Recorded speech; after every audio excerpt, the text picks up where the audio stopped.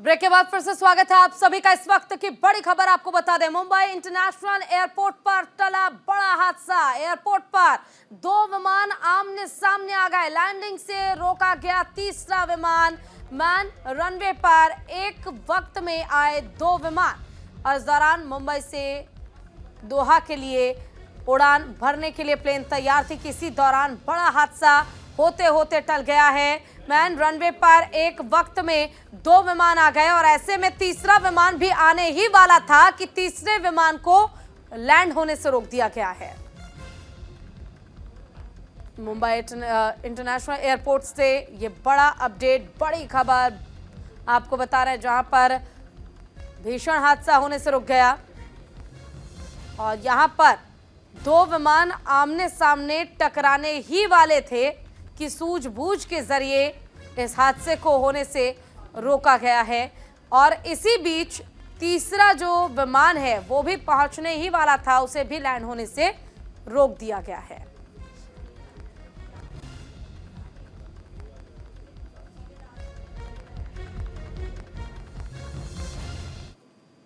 चलिए, संदेश खाली से जुड़े इस वक्त की बड़ी खबर आपको बता दें। बसीरहाट कोर्ट में पेशवा शाहजहां शेख टीएमसी नेता को 10 दिन की न्यायिक हिरासत में भेजा गया है। बंगाल पुलिस ने 14 दिन की मांगी थी हिरासत। 55 दिन से फरार था संदेश खाली का मुख्य आरोपी। हाईकोर्ट के आदेश पर आज हुई गिरफ्तारी। ईडी पर हमले के आरोप में हुई गिरफ्तारी।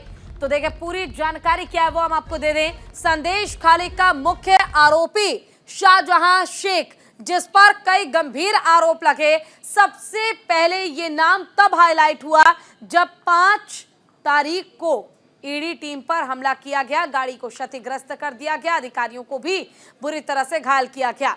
जिसके बाद शाहजहां शेख की खोज जो है वो शुरू हुई, क्योंकि जो संदेश खाली में हिंसा हुई थी उसका मुख्य आरोपी था। इस बीच महिलाओं की ओर से भी विरोध किया गया, प्रदर्शन किया गया। महिलाओं की ओर से आरोप लगाए गए कि शोषण किया जा रहा है, उनके साथ बुरी चीजें की जाती हैं और साथ ही साथ ये भी आरोप लगाया गया कि जबरन इनके जो गुर्गे हैं, जो इनके गुंडे हैं, वो न केवल महिलाओं का अपहरण करते हैं बल्कि जमीन भी हड़पने का काम करते हैं। और ऐसे में संदेश खाली का मुख्य आरोपी शाहजहां शेख गिरफ्तार किया गया। कल देर रात गिरफ्तारी हुई। पुलिस ने आरोपी को बसीरहाट कोर्ट में पेश किया। अदालत ने टीएमसी नेता शाहजहां शेख को 10 दिन की न्यायिक हिरासत में भेजा। हालांकि पुलिस ने 14 दिन की कस्टडी मांगी थी। 5 जनवरी को ईडी के अधिकारियों पर हुए हमले के बाद से शाहजहां शेख का नाम सुर्खियों में आया था। ईडी की टीम टीएमसी नेता से पूछताछ करने पहुंची थी, जिस दौरान हमला किया गया और 55 दिन से फरार चल रहे शाहजहां शेख को अब गिरफ्तार किया गया है। हाईकोर्ट के आदेश के बाद से बंगाल पुलिस काफी एक्टिव हो गई थी और आज संदेश खाली के शैतान को गिरफ्तार कर लिया गया है।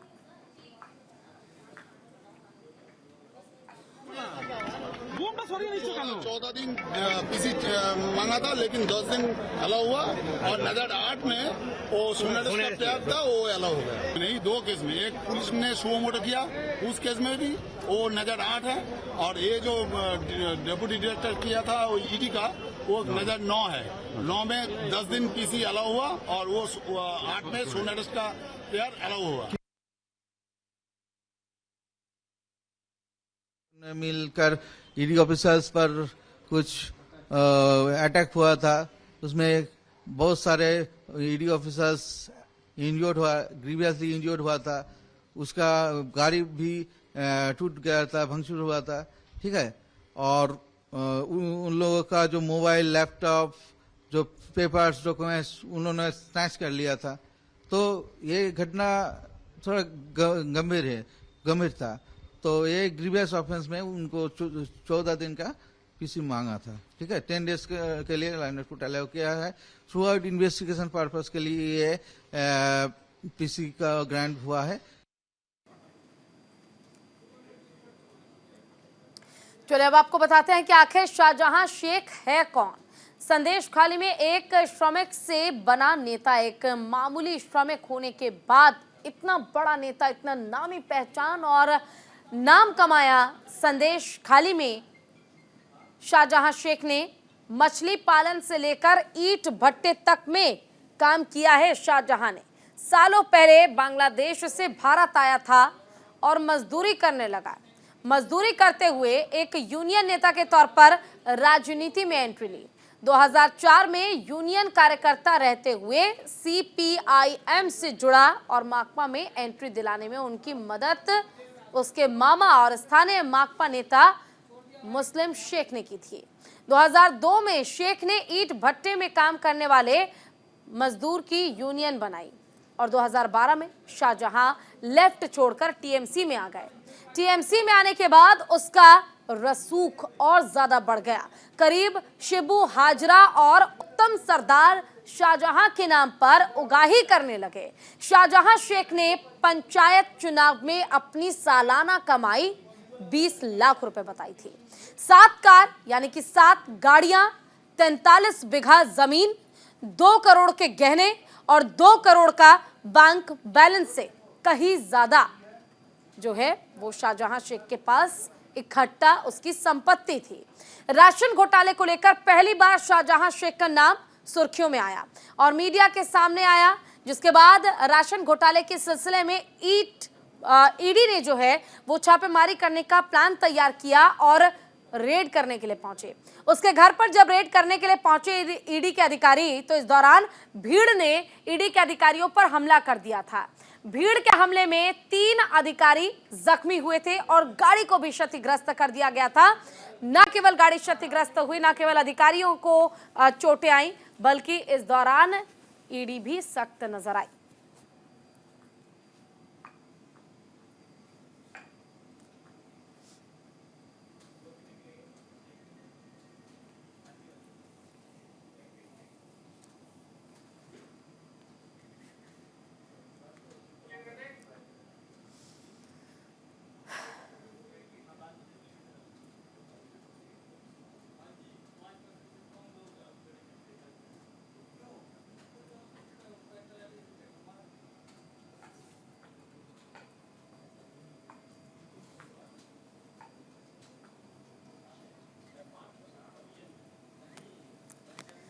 तो वहीं मध्य प्रदेश में भीषण सड़क हादसा हो गया। डिंडोरी के बड़झर गांव में अनियंत्रित पिकअप पलट गए और हादसे में 14 लोगों की मौत हो गई, 21 लोग घायल हुए हैं। सीएम मोहन यादव ने 4 लाख रुपए मुआवजा देने का ऐलान कर दिया है। तो मध्य प्रदेश से खबर हम आपको बता रहे हैं, जहां पर भीषण सड़क हादसा हुआ, 14 लोगों की जान चली गई, 21 से ज्यादा लोग घायल हो गए हैं। घायलों को अस्पताल के लिए भर्ती करा दिया गया है, जहां पर उनका इलाज चल रहा है। हादसे में 14 की मौत, 21 लोग घायल। सीएम मोहन यादव ने किया 4 लाख रुपए मुआवजा देने का ऐलान।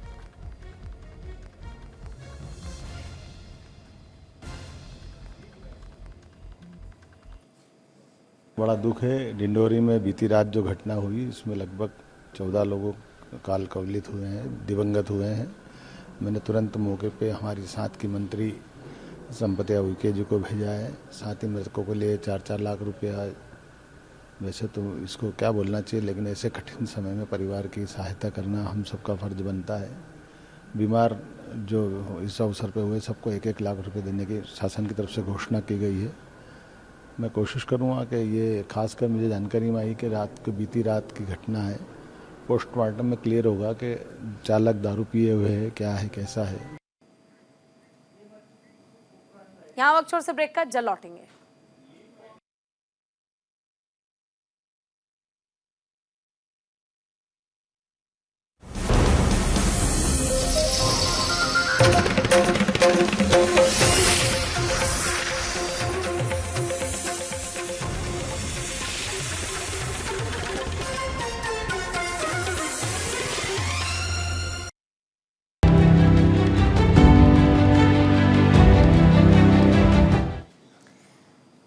ब्रेक के बाद फिर से स्वागत है आप सभी का। 1993 में सीरियल ब्लास्ट से जुड़ी बड़ी खबर हम आपको बता दें, जहां पर टाडा अदालत ने सुनाया बड़ा फैसला। मुख्य आरोपी अब्दुल करीम टुंडा को किया गया बरी। ये इस वक्त की बड़ी और अहम जानकारी हम आपको दे रहे हैं। 1993 में सीरियल ब्लास्ट से जुड़ी बड़ी खबर, टाडा अदालत ने सुनाया बड़ा फैसला। मुख्य आरोपी अब्दुल करीम टुंडा को बरी कर दिया गया। तो 1993 सीरियल ब्लास्ट से जुड़ी बड़ी खबर हम आपको बता रहे हैं। आरोपी को बरी किया गया। टाडा अदालत ने सुनाया अपना फैसला, जिसमें अदालत की ओर से मुख्य आरोपी अब्दुल करीम टुंडा को बरी किया गया है।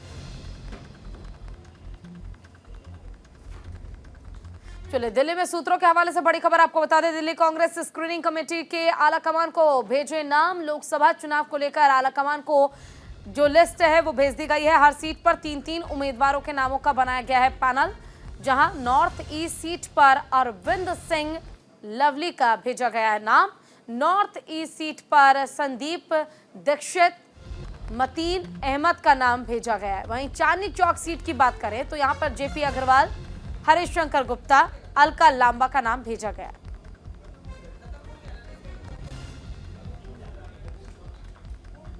तो लोकसभा चुनाव को लेकर दिल्ली में सूत्रों के हवाले से ये बड़ी खबर हम आपको बता रहे हैं, जहां उम्मीदवारों का नाम जो है उसका ऐलान किया गया है। ज्यादा जानकारी के लिए हमारे साथ हमारी संवाददाता कंचन कनौडिया जुड़ गई हैं। कंचन, लिस्ट जो है वो आला कमान ने जारी कर दी है, नाम भी अब सामने आ चुके हैं। लोकसभा चुनाव को लेकर 2 सीटों पर 3-3 उम्मीदवार।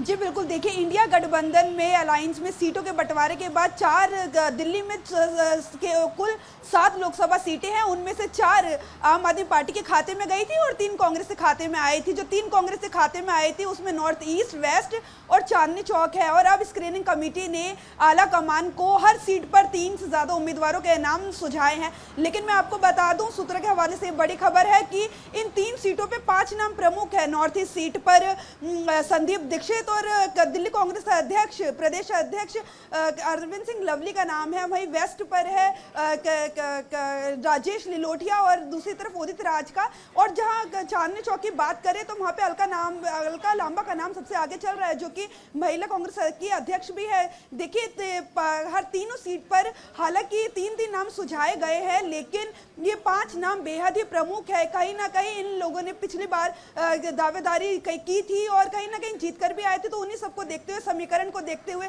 जातीय समीकरण को देखते हुए, महिला का अनुपात देखते हुए कहीं ना कहीं पार्टी ने इन चीजों का ध्यान रखते हुए इन 5 लोगों को प्रमुख माना है। और अब पार्टी आला कमान के हाथ में है कि वो किसका नाम किस सीट पर सुझाएंगे और जल्द से जल्द कब तक लिस्ट ये सामने आएगी। बिल्कुल कंचन, लेकिन देखिए एक सीट पर 3-3 उम्मीदवार, और ऐसे में पार्टी आला कमान के लिए भी बहुत ज्यादा मुश्किल हो जाता है कि 3 नाम में से एक ऐसा जिताऊ चेहरा जिसके न केवल पार्टी के आधार पर बल्कि चेहरे के आधार पर भी जो वोट है, वोट शेयर को कैप्चर किया जा सके।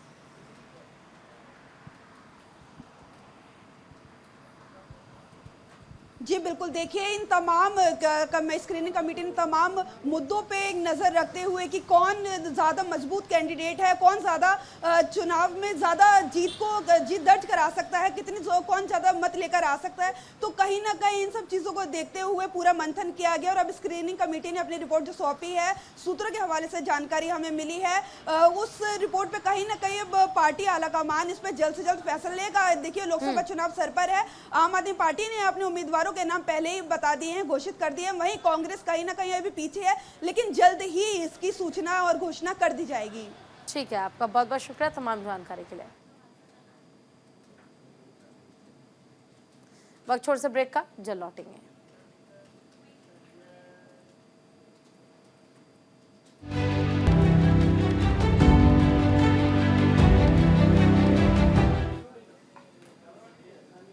ब्रेक के बाद फिर से स्वागत है आप सभी का। रुख करते हैं खबरों का। सीबीआई के सामने पेश नहीं होंगे अखिलेश यादव। माइनिंग से जुड़े केस में आज पूछताछ होनी थी। गवाह के तौर पर सीबीआई ने पूछताछ के लिए बुलाया था। 2012-2016 के बीच हमीरपुर में अवैध खनन का ये पूरा मामला हम आपको बता रहे हैं। तो इस वक्त की बड़ी और अहम जानकारी आपको दे दें एक बार फिर से, जहां अखिलेश यादव पूछताछ के लिए दिल्ली सीबीआई दफ्तर नहीं पहुंचेंगे, उनके सामने पेश नहीं होंगे। अखिलेश यादव माइनिंग से जुड़े केस में आज उनकी पूछताछ के लिए पेशी होनी थी। गवाह के तौर पर उनसे सवाल जवाब किए जा रहे थे, लेकिन बावजूद इसके सीबीआई दफ्तर नहीं पहुंचने की जानकारी सामने आई। 2012 से 2016 के बीच हमीरपुर में अवैध खनन का मामला।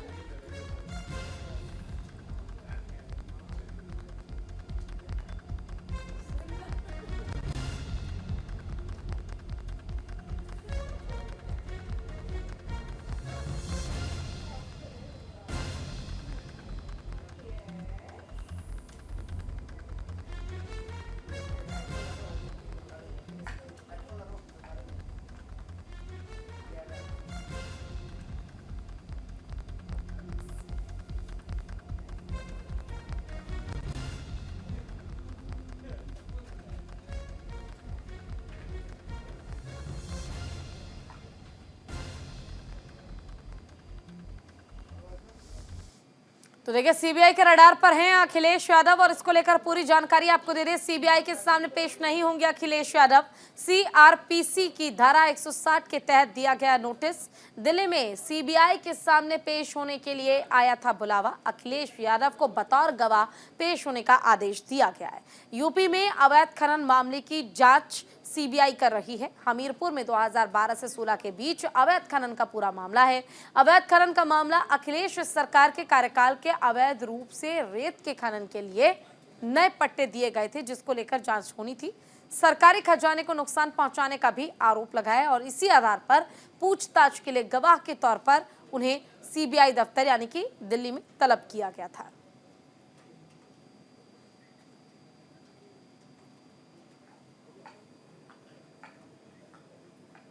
यहां वक्त छोड़ से ब्रेक का जल लौटेंगे।